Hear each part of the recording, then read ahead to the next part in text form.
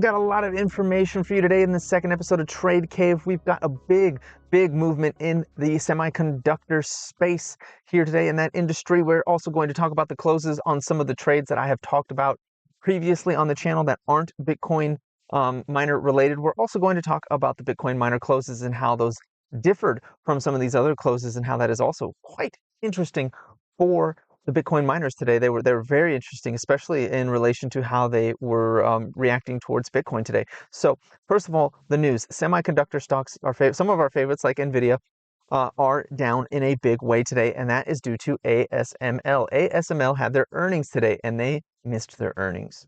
ASML is the company that produces the machine that allows these companies to manufacture semiconductors. They're the only company in the world that does this. They are a Dutch company. They're arguably one of the most important companies on the planet, and they missed earnings today. They missed their earnings by 4.23% on their revenue. They were actually up on earnings per share, but their revenue was down 4%, which sent the stock tumbling down 7.24% today in trading in and after hours. It is it's slightly up from where it closed in after hours, but we did a nice plummet down to support here. We are solidly beneath the 50-day moving average on this stock now, and as a result, that sent NVIDIA down nearly 4% today. NVIDIA went down, closed beneath 860. That's an important level for us to remember. 860 is a very important level for NVIDIA. They closed beneath it. This is looking like a downtrend on NVIDIA if you take a look here. All right, so let's do some technicals. I'm going to go down to the 2-hour for this. All right, let me get rid of all these. We're just going to do this purely off of price action. We're not going to be using any indicators on this. I'm just going to show you what this chart looks like and how I am assessing this right now. So we were in this downtrend, right? That got broken with this slight uptrend. Well, guess what? That uptrend that we were in here on the 2-hour, from there to about there, that broke. Okay, that broke. It didn't take out. It took out this one, but it didn't go for the cycle high up here at 968, which would have indicated that. Now, this doesn't necessarily mean that it's turning around and doing a big mega downturn again. Price needs to get down below and close below $830. It's got to go down and close beneath $830 in order to say that we're going to go lower down to that $823, potentially even $800 level on NVIDIA.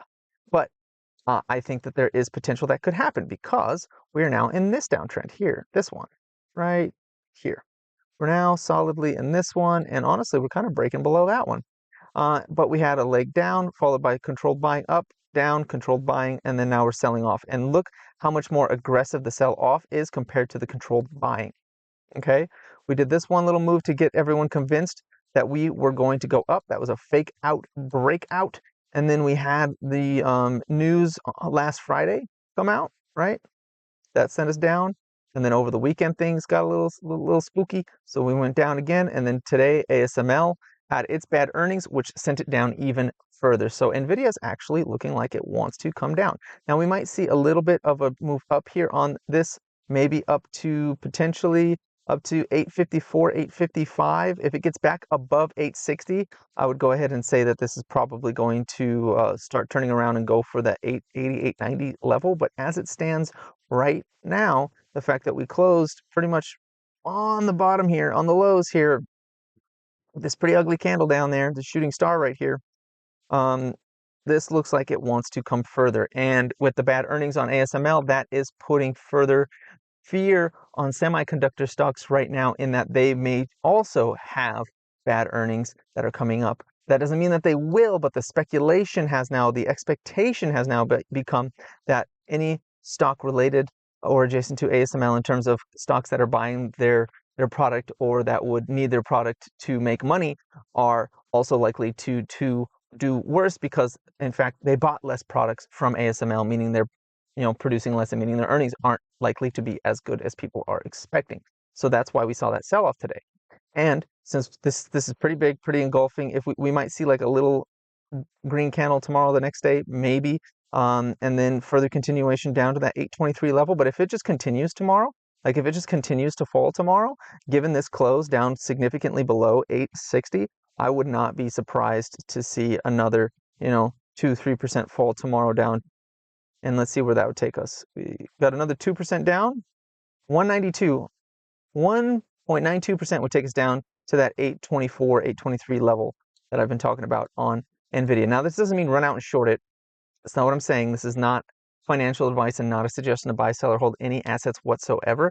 I'm using this as a canvas on which to teach you the technicals of it, how to look for it, gain an eye for those technicals and see what they look like. So you can kind of make guesses about what is the stock going to do. And also it's important to wait for what confirmation. That's also very important. We don't have that currently because this candle, most of this candle is still inside of a downward trend. It needs to break beneath it and stay beneath it. Now, since it's so close to 823, I don't even know if it'd be worth shorting. Even if it continued going down there, you might make a few $100, but like that's not, the risk is high given the reward, which wouldn't be very high. Now, if it got beneath that, maybe down to that 800 or dipping down towards that, that might be a more attractive trade once it starts really breaking beneath this 830 level and holding beneath that 830 level for a day or so.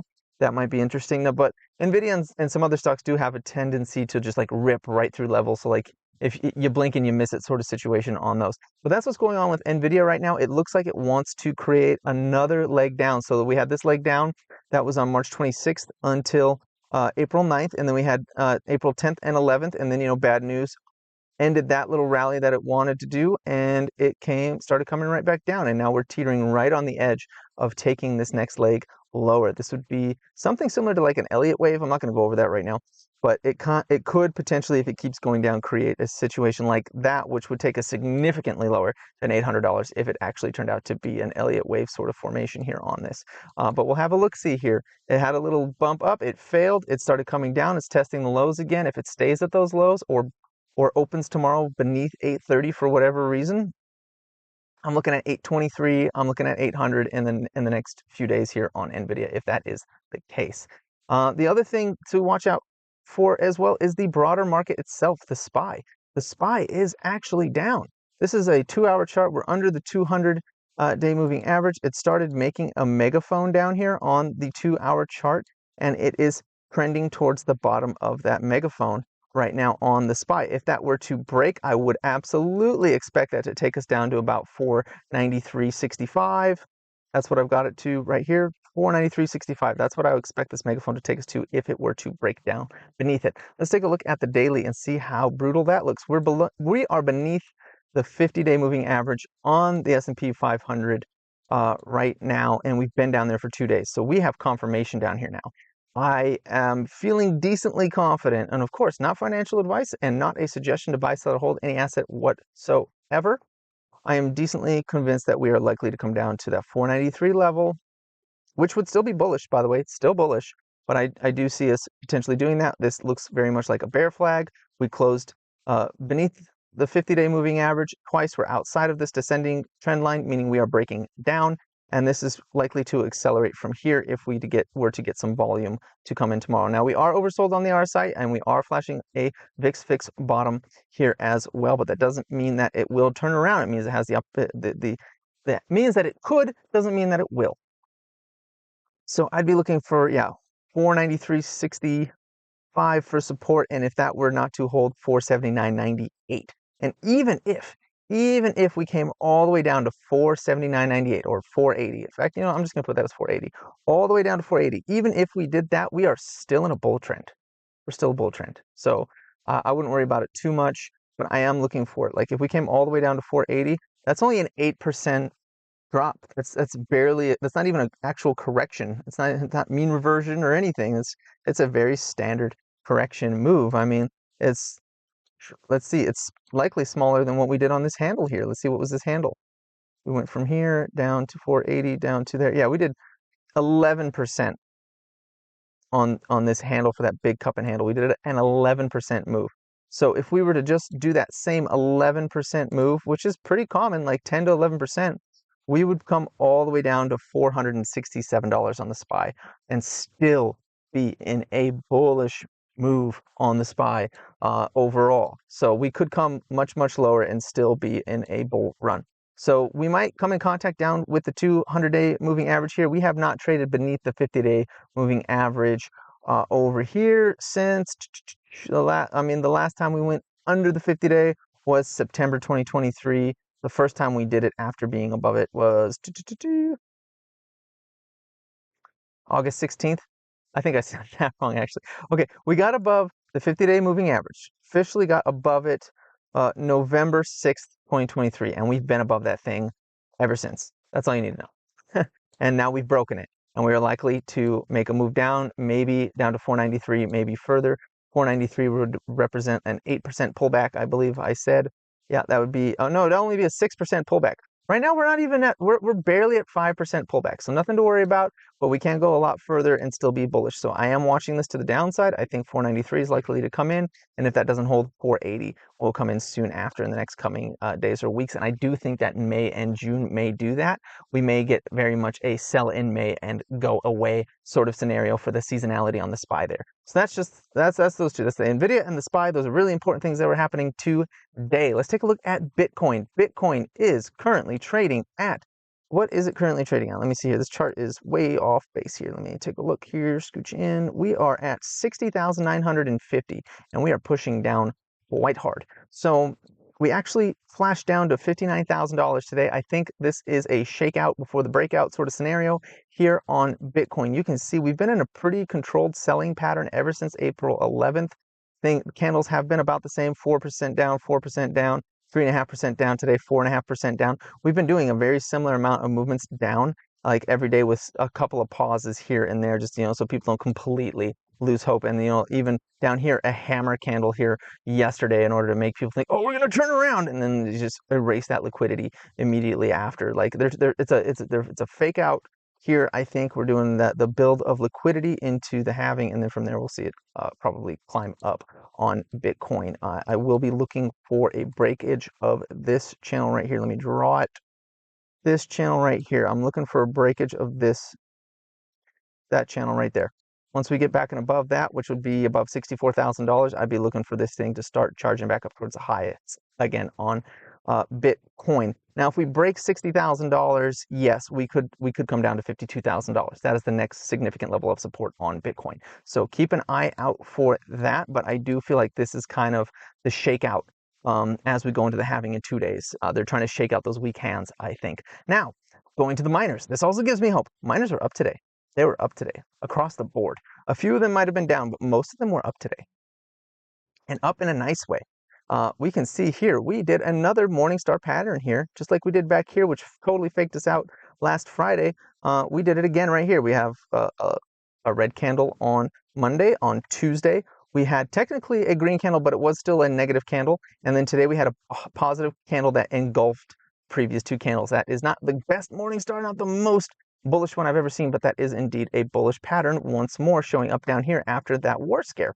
Now, if this thing can get back above and hold above $15, just like I've been saying, we can get above and hold above it, we're going to quickly come back up into like the $16, $17, maybe even $18 levels. There really isn't much in our way until we get up to about $16.50. Then there's a little bit of resistance up to $18. And once we're above $18, we're just off and running. Again, the halving is in 2 days. In 2 days, we find out how much Bitcoin these companies are going to be making going forward. We're going to find out, we might see another shakeout in the next 2 days. And this is a bullish formation. That doesn't mean tomorrow is going to be green, just like we saw last week. But it is showing me hope that, especially in the face of Bitcoin hitting $60,000 and people aren't showing fear on the Bitcoin miners, this gives me hope. I like this. I'm very happy to see this. Let's take a look at what's going on BitDigital.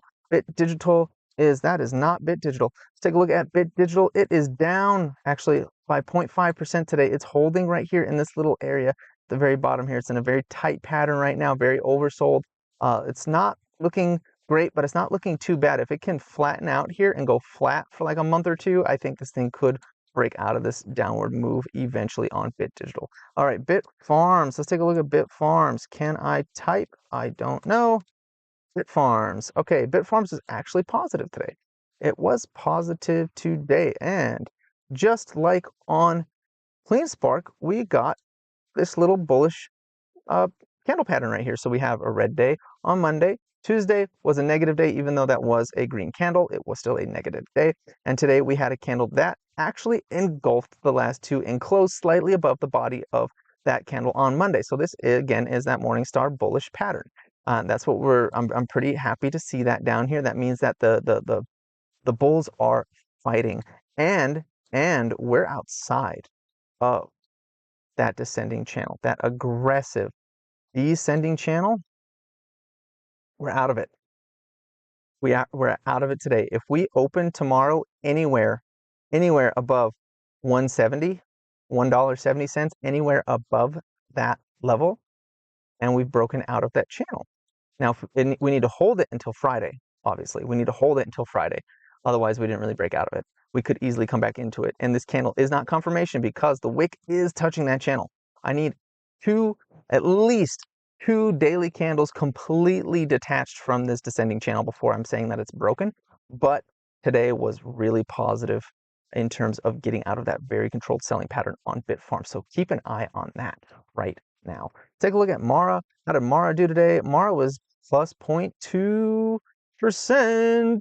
With a really ugly doji at the bottom, meaning people don't really know what to do with it. It came all the way down to $14. Wow, it went down to $14.22 today and yesterday. That was just absolutely brutal. Mara's not doing so great. We need to see it come out of this aggressive descending channel here before we can really say anything more about Mara, and it just needs to get up there. Let's take a look at RIOT. I think RIOT was also atrocious today. RIOT was actually negative today when all of its buddies were positive. So that's really crappy for RIOT. This is also a really, really ugly candle here to see after all these gaps down.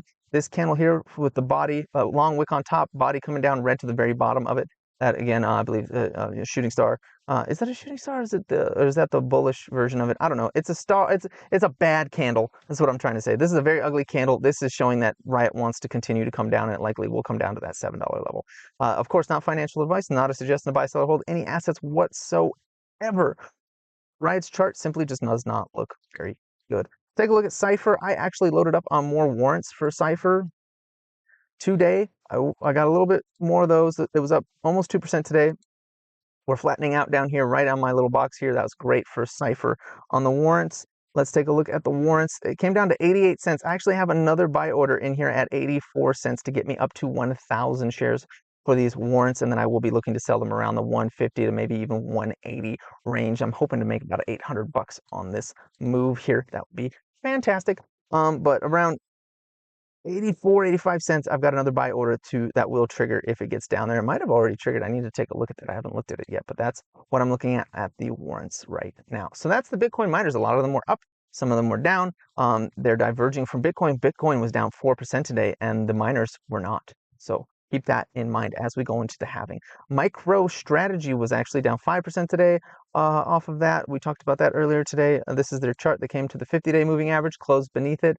I could easily see MicroStrategy potentially come back down to $1,000, honestly.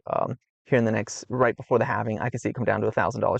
And this is a pretty ugly head and shoulders that it's making right here. And if it completed the head and shoulders in its entirety, it would come down to about $800 on MicroStrategy. So keep that in mind. There is support at 1,000 and about $800 on MicroStrategy. Up above, we have resistance at 1,386 and again around $1,700 on MicroStrategy. We are below the 50, which means that things aren't looking super, super good unless Bitcoin turns around and drags it back up again. So that's MicroStrategy. Now, something super, super important to look at. This is Tesla. Tesla was going to print a cool candle today, but it actually printed a really ugly candle instead. That sucks.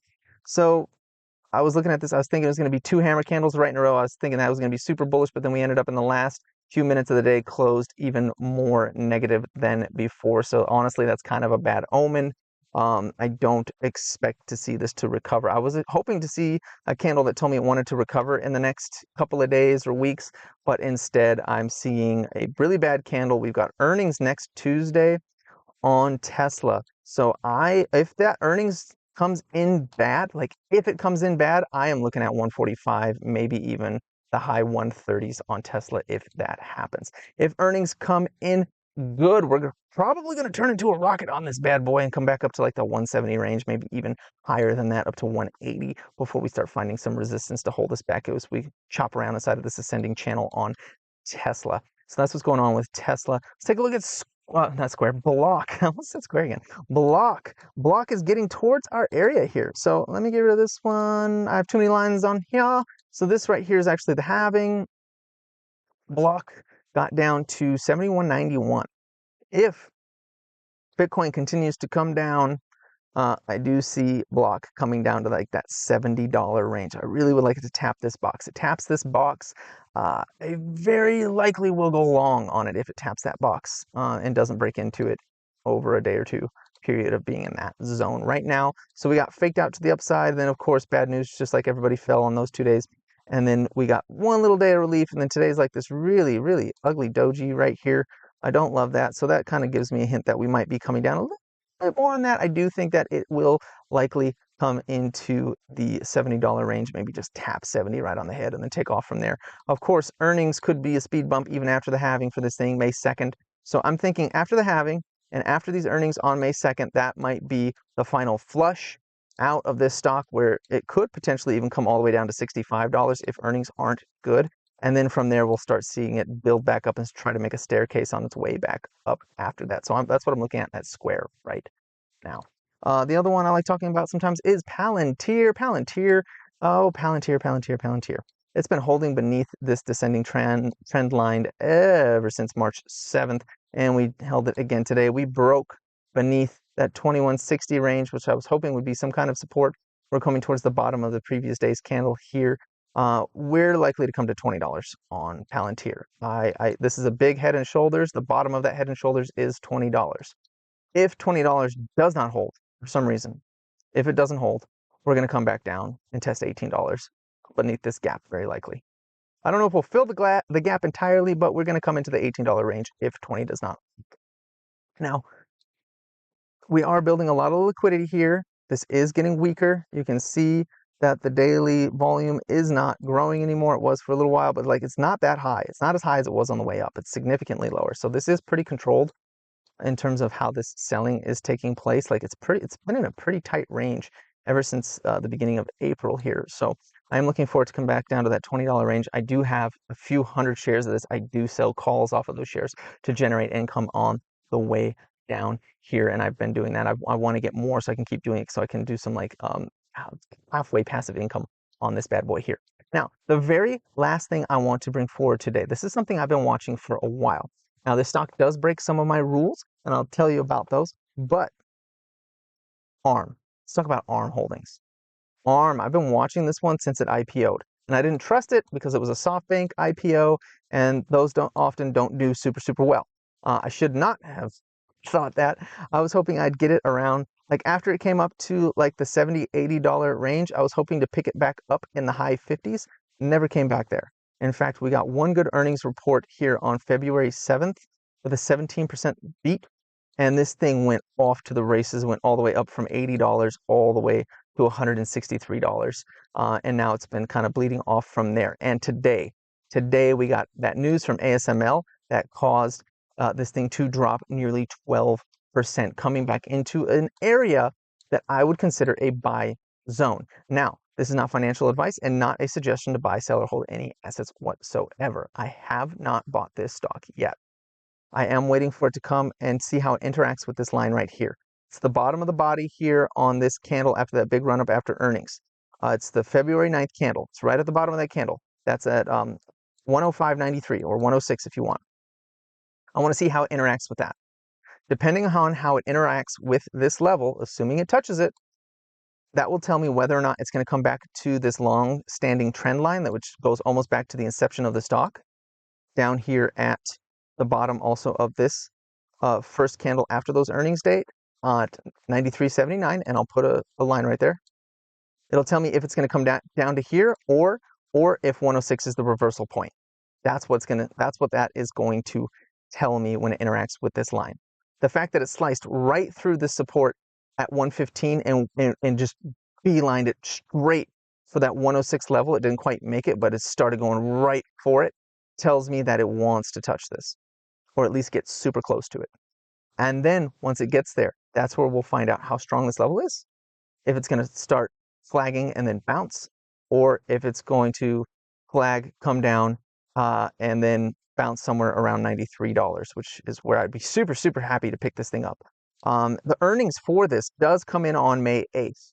Now we could see a bleed off until earnings, and if those earnings are good, see it blast off once more. So again, this is one of those ones that's very cautious with earnings. I don't know what they're going to look like. ASML earnings indicates that these might not be as good as they could be, but if they end up surprising to the upside, we might see a bleed off towards the earnings, and then if it is a positive surprise, we could see this thing just rocket back up into the mid hundreds, maybe even to its highs again afterwards in short order. So that's what I'm watching here. Now, one of the ways that this thing breaks my rules is that SoftBank owns 90% of the stock. I don't like that. I actually really hate that. But ARM Holdings isn't everything. They make the architecture for the CPUs that are in our phones, that are in cars, that are in GPUs, they are a building block of AI and of smartphone devices. Like, they aren't going anywhere. I greatly dislike that one company owns 90% of the stock on this thing, but the potential of it and its integration into our daily lives is just so great that I have been watching the stock and I've been wanting it since it came out. And I am starting to see a potential area where I could pick it up if it came down there or if it showed strength at certain levels. So that's all I'm looking at right now. That's all the plays I've got on my plate right now. I know it's a lot of them. I know this is an overwhelming video. A little bit is quite long. Sorry for the long video. I'll try to cut it up as best I can in the timestamps. And with that said, please like, comment, and subscribe, and have a profitable day.